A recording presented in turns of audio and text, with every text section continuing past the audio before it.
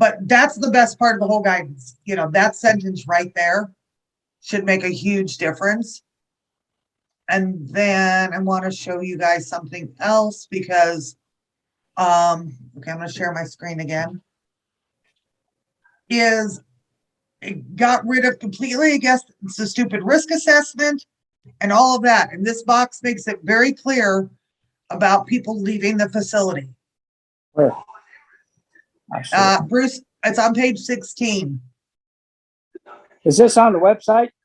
So it's IDPH did not, they haven't updated their website, but I'll send you the whole guidance. I'm gonna put it into the chat right now as a link. I'm gonna drop it in right now. Okay. But it, you know, it talks about unvaccinated residents there are no circumstance, or vaccinated residents, there is no reason to quarantine unless we're a vaccinated resident. And actually, oh, okay, that's testing, never mind. For quarantining, there's no reason to quarantine a vaccinated resident for going out, whether it's for a day or overnight. The only thing that they could be doing is testing, is required testing. So that's a big plus. I have a question. Yes. Are they considering somebody fully vaccinated who have had a booster, or is it still? It's still just a booster, because of boost. Yeah. Initial. Okay. Right. And then again, right here, you know, on page 17 is where it talks about, you know, eating with them, or well, it doesn't say eating, but it talks about masks. So that's, you know, and I will also make sure, because I know Stephen's been in back-to-back meetings for 2 days straight. Okay. I'll make sure that he has this part of this, and I'll tell him what page to look for. So he can send it to Jeannie and piss her off some more. I like how you throw that around. Oh, this woman is something else. Absolutely something else. What does that say? And then even again, when it talks about indoor visits, you know, during outbreak, it clearly again states compassionate care, essential care, ombudsman, guardians visits should be allowed at this time with appropriate PPE. So there should be no more issues with it, I hope.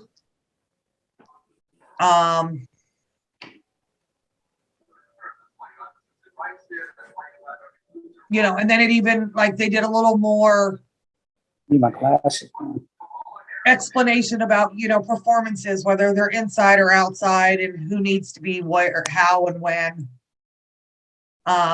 But Fran's comment with the guidance is that they added a lot of words that aren't necessary, and I would agree with her.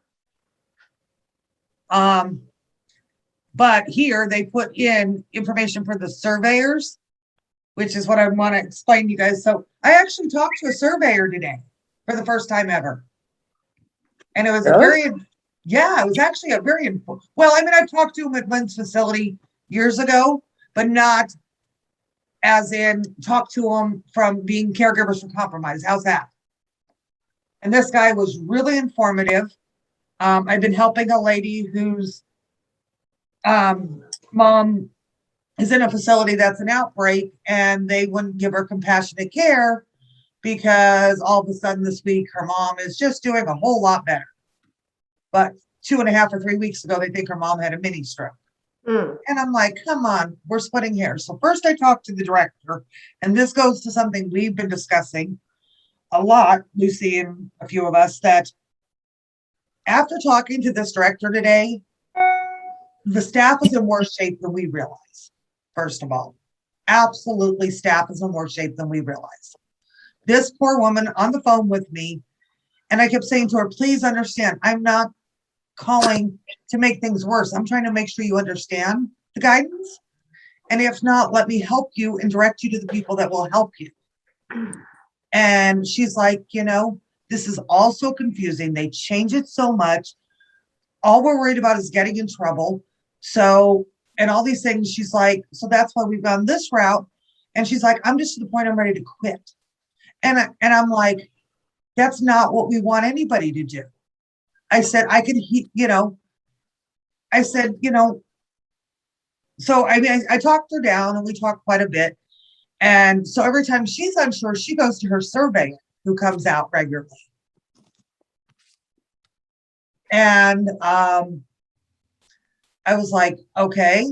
So I had told her I was going to include her on an email that I was going to send to Deb and Karen. So they would reach out to her so we could help resolve some of this. And then she called her surveyor to ask some questions, which was fine. And he called me, which was the best thing that could have happened. So as I'm talking to him, first of all, the guy is wonderful. He was on vacation and took her call and then called me on his own. So I was really impressed with that. And he absolutely was sure that compassionate care really was total, failure to thrive, severe depression. So, I mean, that it just had to be the worst of the worst or end of life. And I'm like, no, that's not really. I said, Devin, Karen, and Dr. Kennard repetitively use the words, if it's going to benefit the resident, give it to them. And I said, even if this mom has done better this week, everyone's saying they think she had a possible mini stroke in the last 3 weeks. That in itself would qualify her. Mhm. And he's like, I'm not sure. And so I said to him, how much do they explain to you guys about any of this? And he's like, none. Ah, He's like, we read the guidance, we have to decipher. Yes, we can call and ask questions. He's like, but we're as confused as everybody else is. And so I said to him, I told him I really appreciated him being honest with me about it. And I explained to him, same thing. I'm not here to make anyone's life harder. I'm here to make it better. And, and explain to him that I've worked with Deb and Karen and Kennard and then, with our legislators, both state and federal. And I said, would you, when you get back from vacation and after you've had a day or two to catch your breath, I said, would you call me again? And let's see if you and I together can work on a way to get hold of Becky Dragu and put something together to make her understand that you guys as surveyors are not understanding this. mm, I said, because you're clearly, he's like, and I'm not the only one. So maybe by pure luck, and I saved his voicemail, so I have his name and phone number. Maybe we finally have somebody that will talk to us enough to help us get to Becky to understand that they aren't understanding it. Does that make sense? mhm. That doesn't surprise me. They don't understand, Right. That doesn't. Okay, who are the surveyors? So they work for IDPH. They are not the local health departments. They are state employees that are housed. Like I know the ones here that come down to my area come from Uh-huh. Springfield. Okay. Okay. So I'm sure they're housed in different locations around the state for, logistical reasons. But Mhm. that in itself was very telltale when he could say to me, he was going to call Deb for clarification to try to help resolve today's issue. And he's like, again, like I said, he's like, I'm on vacation. I just have my cell phone. He's like, would you mind giving me Deb's number so I don't have to do a lot of hunting? I'm like, no problem. I'll give it to you. But I'll do whatever I can to make your life easy at the moment. And it was, which we've said all along, the surveyors don't know. So I got to figure out how I'm approaching that. But Mhm. Carrie, why are the surveyors dictating this? Because the surveyors not. only go in there to do the So they shouldn't be, but this director is so afraid of getting in trouble or doing the wrong thing that she just calls the surveyor and asks for advice. Okay, okay, I understand now. Right, which makes zero sense. I mean, it shouldn't be going on that way. Well, the So- surveyors are the ones that give them the tags, so if she's gonna find out what the Yeah. tag is, she's gonna ask someone that's gonna give her a tag. Yeah, Correct. I think she's using what resources she has contact with. I mean, No, it's I know that too, unfortunate yeah. she doesn't have better support from whoever her boss is within Well, so the they are- organization, but A very small company. They are not corporate. mhm. They're, from what I gather, talking to her and person who contacted me, they're not much bigger than Lynn's facility. Yeah. I mean, I So- know people that have tried to interpret the Pharmacy Act and just called the, pharmacy board, so it'd be no different. No, some of I the know. stuff- Some of that language is so ambiguous that you feel like you need confirmation that you're making the right interpretation. No, So, and it is. You know, mhm. remember, that's how you and I met, was you trying to help me decipher the pharmacy board stuff when I was going round and round with Right, Lynn's facility. right. So, but I really think that today could be a good jumping point for us, especially, so I had a meeting yesterday with the John Hartford Foundation out of New York, and they are a bipartisan advocacy group for the elders and a lot of family caregivers and that kind of stuff. And because of how their 501c3 is, they are not allowed to lobby at all. They're not allowed to come out and support or against a bill, but they are more than willing to help us with our bill every way they can. And the first thing they did, they met with Miko and I yesterday, and after about halfway into the conversation, they're like, would either one of you guys be comfortable testifying in front of a Senate Committee on Aging? And we're like, yeah. How fast do you want us? So they were going to submit our information in hopes to get us to be able to testify at the Senate hearing, and I don't know exactly when it is. I also let them know that, we had, if they needed other families to help, we could find that. And that I could give them a resident also to testify. Because I always know Bruce will do whatever I ask, because he's great. And he smiles for me. So, and let's face it, if Bruce could testify, it would even be bigger. It really would. But, if I could get the opportunity to testify at a Senate hearing and tell them things like, I've had surveyors tell me, we don't understand the guidance. We're confused. That's going to go a long way, I hope. So has IDPH ever had to put out visitation guidance before COVID? Not that I would know of, just what is in residents' rights. Well, that's what I thought of the other day. So in addition to COVID, they're dealing with a whole nother area that they've never had to deal Right. with. I think so. I think you're right. No. They probably never had to do this before. This is all new territory for everybody. Right. Well, and I was listening to a webinar before we got on here that I'm not done with, that had a bunch of different geriatric doctors from around the country, Wasserman and some others. And like I said, the other problem is the lack of communication when it comes to the guidance and the rules from HHS, CDC, CMS, and all these other agencies. They're not communicating. So how can they expect it to trickle down and work either? And they are correct. They're They just need not. They need Say that again.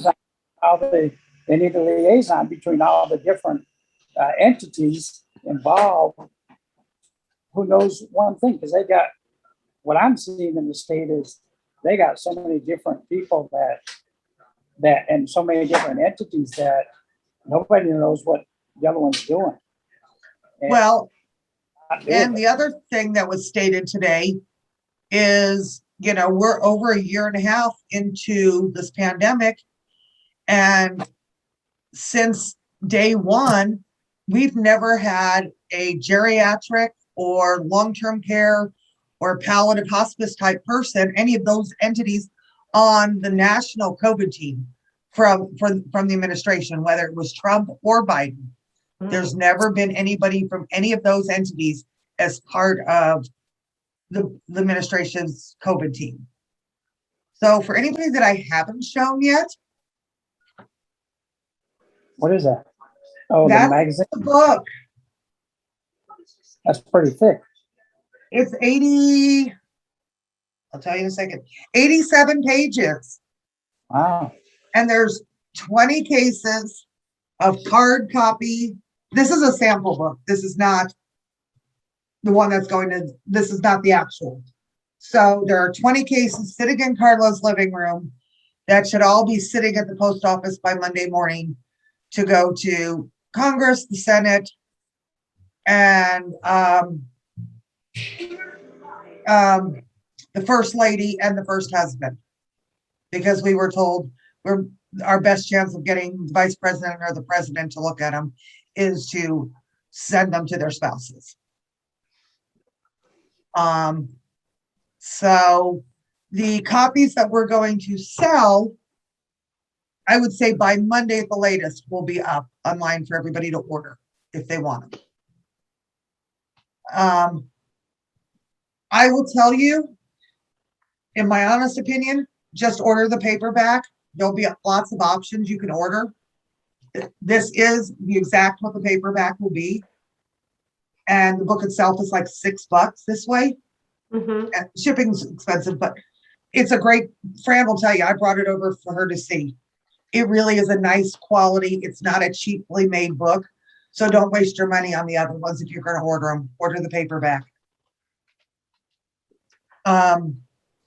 Bruce, did you see the post we put up about telling people in Texas about the constitutional amendment?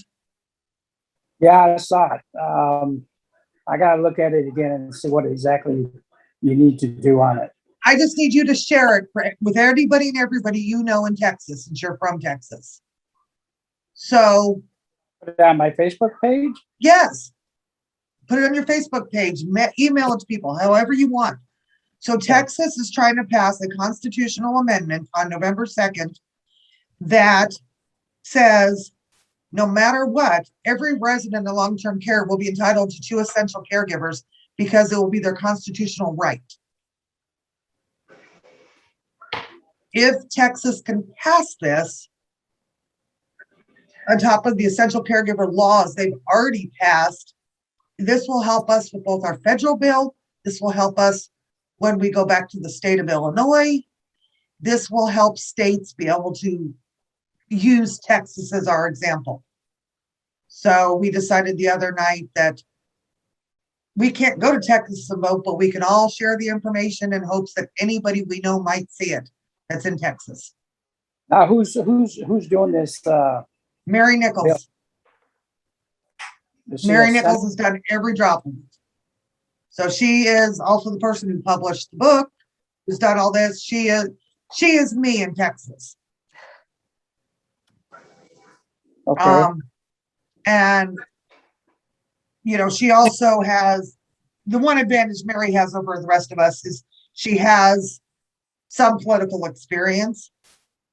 So she had a little better clue of how to do some of the things, not a lot, but some of it. Now, is this coming up in some kind of election? Yeah, November 2nd. November 2nd. Yes. What kind of election is it? I don't know what else is running with that one for Texas. I have no idea. I mean, it's a general election for them. I don't know if it is, you know, the Senate and Congress or any of that. I don't know. But, you know, any state that's trying to pass a constitutional amendment for whatever reason, you know, that's usually a big issue and it's on a big ballot. It's not usually on a small ballot. Because obviously you need the majority for that. You know, the other thing about the visit new guidance is it's based on transmission, not positivity rate, which puts all of Illinois in high transmission. There were a few counties, I think, that have stepped down one step when I Well, looked at there's the like IDPH two. state. I just looked at the map again Yeah. today.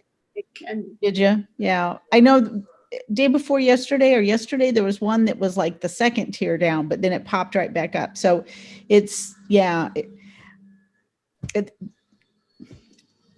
you're right. I mean, it's unfortunate. It still puts us back in there, but at least they're basing it on a scientific, a solid fact, and not just that assessment tool that's up for interpretation.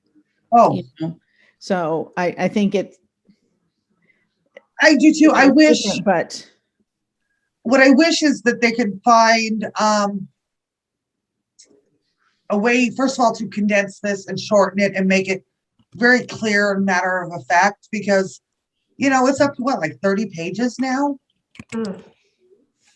And it's a lot, even for the facilities to, you know, keep track of.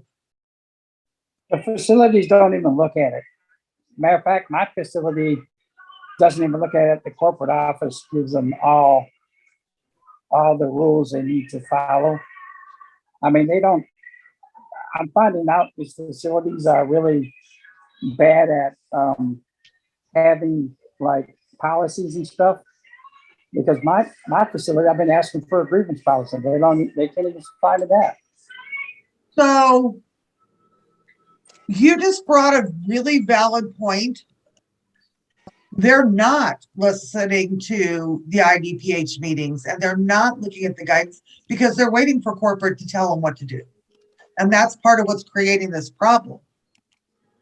well, if it's anything like the facility here that I'm involved with, they're so short-staffed and trying to hire staff and keep their head kind of above the water that visitation, which they have opened up, is probably their lowest priority.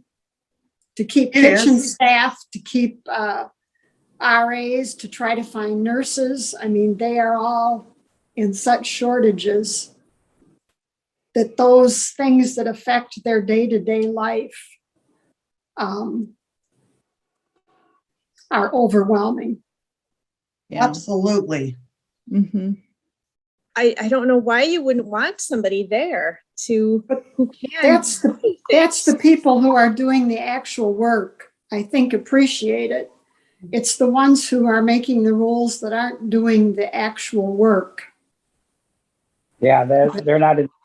Right. that Well, don't understand. and back to, you know, my comments about, you know, like the director of the facility I was talking to this morning, which is an assisted in a memory, just like where Jennifer's mom is, that it is a lot of that, because, you know, especially memory care, assisted, all the rest, they don't have staffing minimums. They have no staffing requirements. So they're in worse shape than the skilled because of this. And, you know, and it even kind of goes to what Tammy just put in the chat box. You know, one of the things we discussed, coming up with ways for all of us to show staff appreciation because they are so burnt out, you know, and My staff. Mm-hmm. um, I think whoever was it Bruce or whoever said the administrators are trying, I mean, they've got their own overwhelming duties, but they're not seeing the fact that we as family or essential caregivers, compassionate care, or whatever, can help lighten the burden to the floor staff. And they're probably hearing from the floor staff, I've got too much to do, I've got too much to do. And they're seeing, because not all family members are that helpful, you know. It's true. Jennifer, you know, some are, they come in and they say, you need to do this and you need to do that. And actually, in that circumstance, I could see them feeling like he was more of a burden than a help, but at the same time, he's not going to bathe his mom, and you should speak up when you walk in and the room's filthy, it's just, I think what we've talked about earlier, and we all know in our hearts, is we need to find the ways to appreciate the people when they're really doing the right things. And that it's just human nature. It just reinforces to them to keep doing the right things. And, the whole staffing thing, I mean, it's always been a problem. It's just now it's more out there and recognized and everything. And personally, I don't think minimums is really the answer. It's paying your staff the right amount of money. It's appreciating what they do. It's putting a public value to their work, even when they're the housekeeper or they're the RN or they're the administrator, they're all valued, and the least paid and the most paid. Well, it's and I got don't know how many of you it's got to guys come heard, to them from every direction. right? we And I don't can know how many of you guys heard when we're on the last family and resident council meeting, and Michael and Cheryl talked about that. That they go out of their way as a company to appreciate staff, which we know most facilities don't do. Well, they just gave the staff a whole new refurbished break room. So that's at least something. Yeah. No, yeah. And I will always, right. And we have to point it out, but I also know I've been in a hospital room with my mom when a family member of her roommate was kind of like, "Oh yeah, you need your nails painted. You tell the nursing assistant, they have time to do that." So people come from all different perspectives, and you have to know that but I mean, we all believe the essential caregiver could be a big help. And that's why we've worked so hard to, get Right. it in language, in the guidance and in a bill. But it's not in, hopefully, if we're lucky, 10 years from now, that'll be an ingrained part of long-term care, and people will understand what that means, but now they don't. Well, correct. And that's our goal, and even like with COVID, I think there's a lot of facilities that don't want food brought in now. right. They're more than not would prefer you not to do that. But one thing we talked about, I know in my previous work, it was always a big deal too, is just to even write a handwritten thank you note and send it to even the facility directly and just mention that person's name. That goes into performance appraisals and all kinds of stuff. And it really does a good, and it only costs you a stamp. So you don't have to spend a lot of money to really have an impact on that person's. And even today, you don't even need the stamp because you can email it. Well, true. Yeah. Yes. But it's nice to have that visual. No, I agree. Yeah. Well, Absolutely. I don't know, at our work, we'd put them on like a I forget what Yeah. we called it, like a voice board. So other people saw that person got complimented. Correct. Then it kind of helped everybody too. Carrie, because it's almost 8:00 and so we're almost at an hour, do you want to give a brief, maybe just a few minutes about what the state is of the state bill and the federal bill and what the books, because not everybody that's on tonight really knows all the history of, or where we're at right now with the book. Right. So the state bill, obviously nothing has moved in months. I have spoke with Senator Tracy, and before they go back to the new session, we will, it's going to be reintroduced, but we're going to try to reword it and get it to match the federal bill closer. So hopefully that will help. Like she said, we're going to discuss possibly if we can find a Democrat that would sponsor it. She will hand the bill over to them if need be, because we need some Democratic support. So if anybody knows a state senator that they think would possibly help, and that is a Democrat, please let me know so Jill could reach out to them. The As far as federal goes, so we've been told nothing will happen until they're done with reconciliation. That is taking priority for everything right now. And I do know, I haven't read it yet, so I don't know what it said, but I know there was an action alert from Consumer Voice this afternoon of something with the reconciliation bill. So when I read that and figure out what it was, I will let you guys know, but I just haven't had time. The books, so they're supposed to be done with reconciliation by the end of next week is what we were told. The books should be going out on Monday or Tuesday at the latest, which will time it well that they're getting to people's offices as they're done with reconciliation and hopefully going to look at our bill. We did get 2 new sponsors in the last 2 weeks, and one of them was a Democrat. I just don't know who, because I can't keep track right now. And there are some Senate hearings on, hold on, I got it down because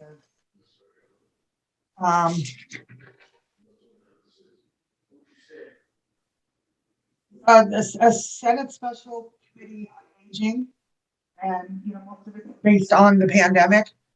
And Nico and I were both asked yesterday if we would allow them to pass our information along to let in hopes of getting us to be able to testify.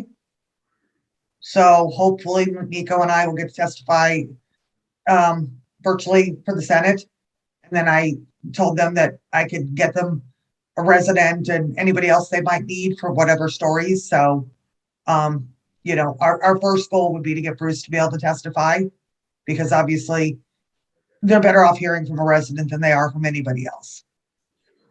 His initial comments to me were, they're looking at, because unfortunately all of these lobbyists write bills anyway and push for what their agenda, but they're looking at some introduction of bills for the first of the year anyway, and maybe they could work with us to figure out how to build visitation or something into those bills. So hopefully this meeting goes somewhere. The fact that he's willing to give me 30 minutes even to listen is a big step. And after that, once we put up information about the book the next few days, any media person you can send it to, anybody that might want to do a story, anything, share it, share it, share it. The National Consumer Voice update is asking people to contact their congressman to ask them to include the provisions from the nursing home reform bill in reconciliation. It's in the House bill, but I just read they said it's in danger of being left out of that, and the Senate hasn't put it in at all. And that's because of the big healthcare organizations. Oh, yes. That lobby for the facilities. Yes. Like the gentleman that I have a meeting with on November 16th. Yes. So Julie just said, she just texted me, her ears must have been burning. She just said that they actually put on the national page the link for people to go ahead and order the book. It's up. All right. Because she said she just ordered 4 of them. And so, which is great. So share away. This is step 1. So and after that, I don't think I have anything else. I just have a question, just based on some conversations some of us have had, a few weeks over the past couple of weeks, to mostly Jan and Jennifer and Jan, I guess, Janice, is as we wait for the bills to be to a point that we can either work towards a new yellow envelope campaign or something, something to put our energy in. How often do you want us to Zoom, or do you want there to be a Zoom? How can we get more people involved in the Zoom? So with the actually, Zoom? that's an interesting conversation. So we are 2 things. We are going to be launching a yellow letter campaign in the next week or 2 for people to email Congress and the Senate about the books. And you know, why it's important that they read it and understand, you know, we're going to have people target their own states, obviously. And then sometime in the next month, and it might not be until after Thanksgiving, we are going to host a couple nationwide Zooms for people that really want to help. You know, if you're willing to step up, willing to do something, join us, come talk with us, tell us what you can do to help, because we could use the help. And we can use that from the national and the state level. You know, maybe somebody that's on our group that doesn't make our Zooms, maybe will decide to join one of the other ones. And I think the way that sounds as of right now, that will probably be Melody Taylor Stark from California, who posts lots of really helpful information without being quite too much. Mary, Daniel, and myself, I think, is who's going to do that. But So we're what was still the rest of your question to those, The Tammy? question, Yeah. Tammy, was what? Well, we had talked about like what other, I don't know if everybody was on the Zoom about the care, the hospice and palliative care, but what are some other things that this group could do that you guys, anybody else that might increase our numbers, you know, because we have 900 and some or something enormous on the Facebook page, but we don't obviously have that many people on the Zoom. So how can we, you know, what would you guys like to see out of this Zoom, and any ideas like that? And not necessarily for an immediate answer, but any ideas would be great. But just maybe to send to any of us at any time. We're just looking for ways to sort of redirect ourselves, but still kind of hold for the bills to be there when the bills need us to have input with the letters and such.